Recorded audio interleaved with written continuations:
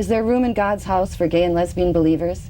To discuss these issues, join me in welcoming the Reverend Joe Gilmore, Rabbi Mark Weiner, and Father Joe Veneroso. Thank you all for being here today with us.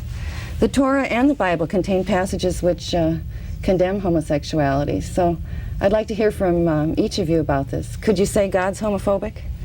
No, Yes. absolutely not. Yeah. No, God, to me it's impossible that God's homophobic because God created all of us as we are, and that includes people who are gays and lesbians. Mm-hmm. So if God created gays and lesbians as they are, and they are created in God's image, then God can't possibly be homophobic. A major transition in the 20th century toward the full acceptance of women as religious and as human equals, that on the same grounds we have a basis to accept gays and lesbians as part of God's creation.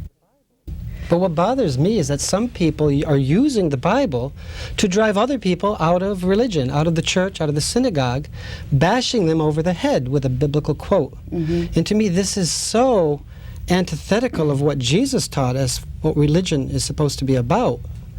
His harshest condemnations are, in fact, for the religious leaders who are condemning other people.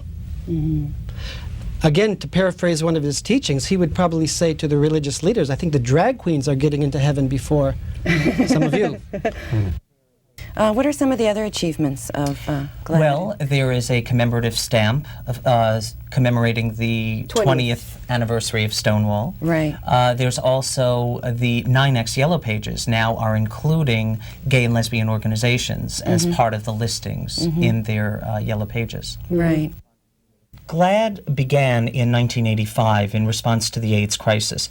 There were headlines in the New York Post, some of which horrible headlines. they were terrible. Gay AIDS den, AIDS time bomb, AIDS the typhoid Mary factor, AIDS victim faces assault rap for spitting. So in response to that, a small group of New York-based journalists got together and they had a meeting, and many of the people who appeared at that meeting were the founders of GLAAD.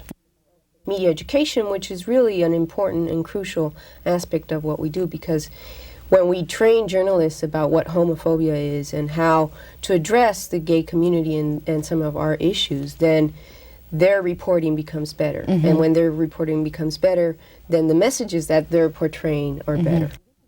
I'm Sandra Gonzalez, and welcome to Forward and Out. On this edition, we're joined by Steve Levenberg, show manager for the upcoming Second National Gay and Lesbian Business and Consumer Expo. Along with Steve are two of the expo sponsors, M.J. McKeon Reich, publisher of Victory Magazine, and James Law of American Express Financial Advisors. Gentlemen, thank you all for being here. There were lots of businesses that, straight businesses that knew that they should be going after the gay consumer. They knew this was a consumer group that was worthwhile for them to make a direct marketing effort to, but didn't know how to do that. They didn't feel comfortable advertising in the gay and lesbian publications. They didn't know how to approach them. When we offered them a venue like the Meadowlands Convention Center, which was our first show, they'd say, okay, we could do this. Yeah. The sheer opportunity of marketing to the gay and lesbian markets, not only in urban areas, but also expanding into the rural areas of the United States, will allow us to basically penetrate these markets much more so than any of our competitors, because whoever's first will really feel that outgrowth in the dollars that will come out of these types of expos. More out of awareness, we're just here to tell people that we're open for business.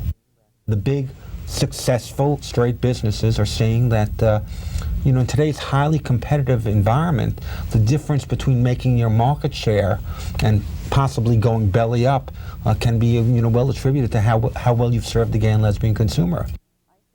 Lesbian and gay youth suffer from invisibility, isolation, and ostracism more than any of their peers. Statistics reveal that 30 to 40% of all teen suicides are among homosexual youth. I'm Eileen Karn. On this edition of Forward and Out, I welcome Nancy Idala, a teacher at Horace Greeley High School in Chappaqua, New York. She has integrated homosexuality into her health education curriculum.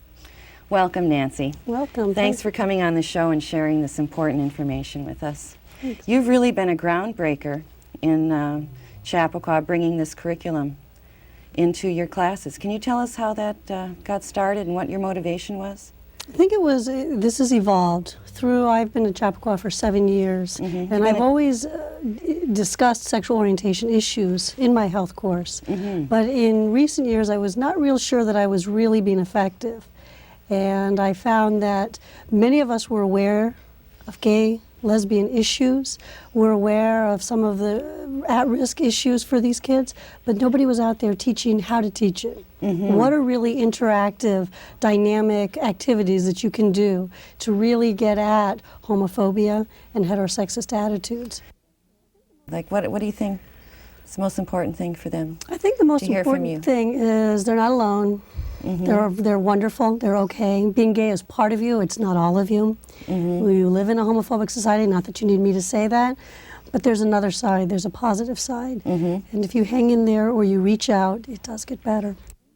We can go out on a ship and it becomes a place of safe haven. It becomes a place where you become who you are every minute of the day, all day long, having fun, doing nothing if that's what you wish to do, or joining in with hundreds and hundreds of women from all over the country and sometimes from all over the world.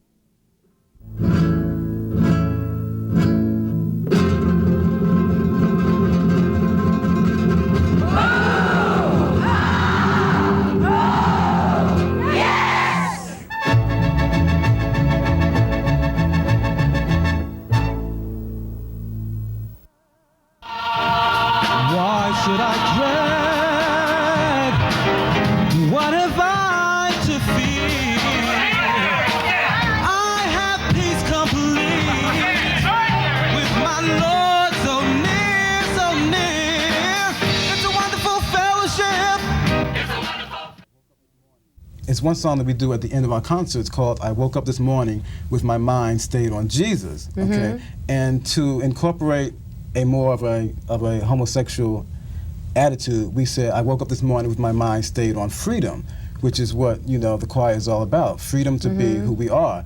And so the song used to go, I woke up this morning with my mind stayed on Jesus. So we switched it. It's like, I woke up this morning with my mind stayed on freedom. I woke up this morning with my mind stayed on freedom. So it's like, you know, Jesus and freedom kind of, they're on the same Those are your level. tenor notes in that song? I don't know what those I don't think that's the key of that song.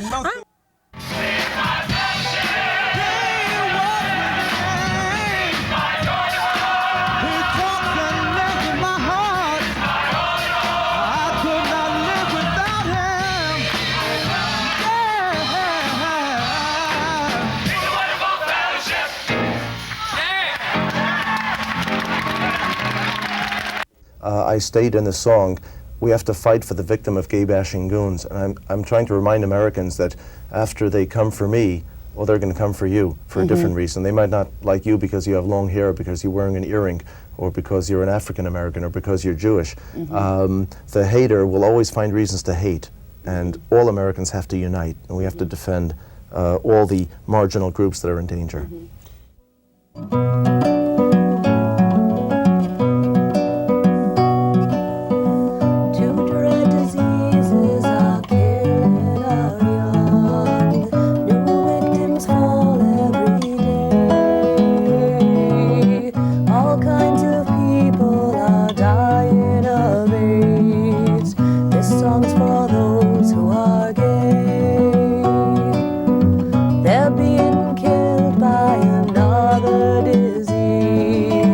This one is called bigotry.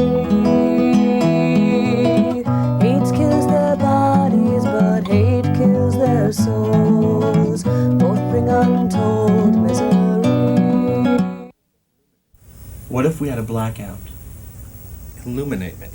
For one day, every gay man will just stop. Stop what? No gay doctor will deliver any babies. No gay mailman will deliver any mail. No gay teacher will teach. No gay nurse will nurse. No gay mechanic will mechanic. No gay judge will judge. No gay plumber will plumb. No gay farmer will farm. No gay telephone operators will operate. And let me say, no doctors will doctor. No soaps that day. Yeah, and no gays will show up at the Pentagon. The White House. The Army. The Navy. The Marines. The Ice-capades. And so on and so on. Absolutely, and so on and so on. me what's going on. Ooh. Ooh, ooh, ooh, ooh.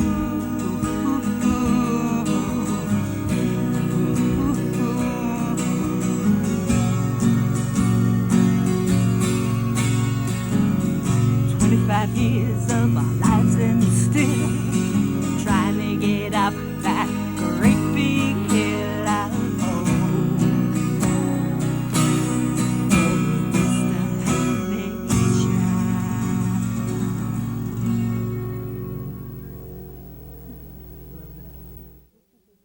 I think that Cherry Grove, the existence of Cherry Grove, gave many, many gay people in the New York area particularly the idea of gay space and gay self-control. I'm not saying that, you know, maybe if Cherry Grove hadn't existed, we would have had to invent something just like it. And the homeowners are still predominantly gay and lesbian? Yes. Yes. It's still a wonderful place with one of the greatest beaches in the world. A great place to go just for the day. You can get there by train and ferry and to feel freer and safe. Before gay liberation, there was no such thing as being out. People hid and lied. They had to, and every day, every minute, to their families, at their jobs, everything. Not every single person was in that position, but most people were. So this was a place they could come and shed all that and be open and honest and also be community members. 65% of American women with HIV infection have died without a diagnosis because when the CDC put that list together, they had studied only men. Right. So women were dying of cervical cancer that in an uninfected woman we can clear up rather nicely, but if she has HIV, she tends to die.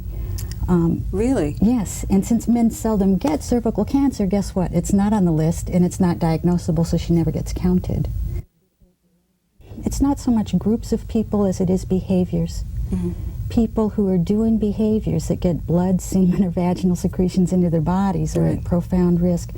We're finding, though, if you want to talk about groups, that heterosexual women, especially young women, are the fastest acknowledged group that are getting infected. We don't have a clue how many lesbians are getting infected. Right. The Centers for Disease Control has refused to keep data on us.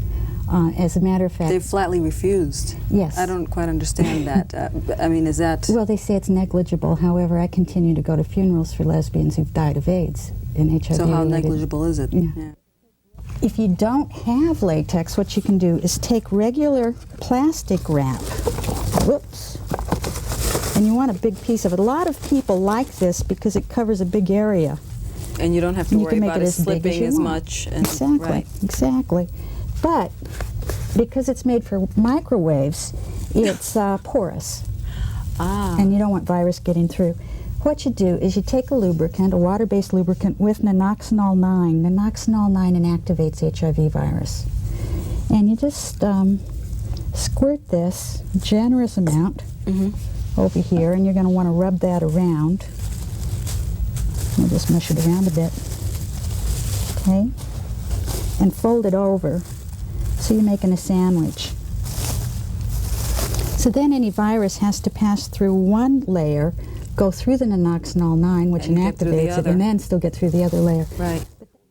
You weren't really allowed to be a true homosexual in these movies in the early 30s and 40s and 50s. But these guys were given gay characteristics. But when push came to shove, if you look at the plot lines of the films, they're not gay. The Cowardly Lion is not gay. Bugs Bunny is not gay. Even the Franklin Pangborn sissies were not gay characters. They actually had wives and girlfriends.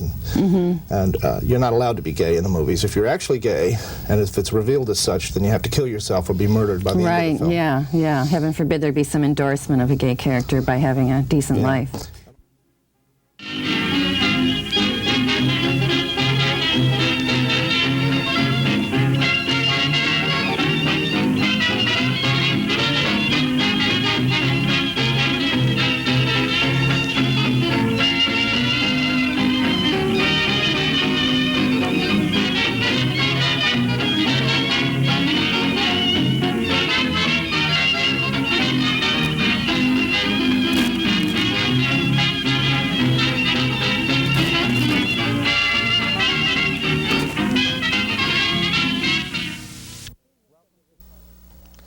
I'm Robert Rizzo. Welcome to Forward and Out. As the extremists of the religious right continue their attack on civil rights, they endeavor to spread outright, vicious lies about the lesbian and gay community. Among their tools are propaganda films such as The Gay Agenda, created to foster hatred and gross misconception about our community. On this edition of Forward and Out, we bring you an important film about lies and about truth. A film which might disturb you at moments, but which we hope will inspire your continued awareness and opposition of these blatant attacks on basic human rights. Here's part one of Sacred Lies, Civil Truths.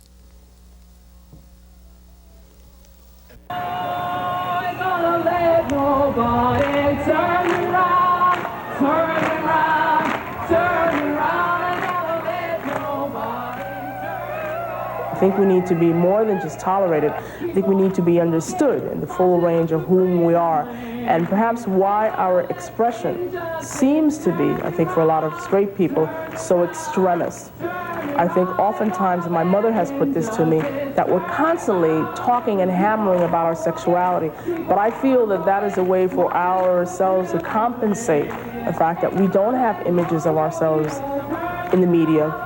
When we walk down the street, we can't really be open about our sexuality, say at a workplace. It's not about flaunting it. It is just about being the way everybody else is being. And given that opportunity, we won't need to have to ask questions such as, what causes homosexuality? It simply is. And for some people it works out well, and for other people heterosexuality works out well.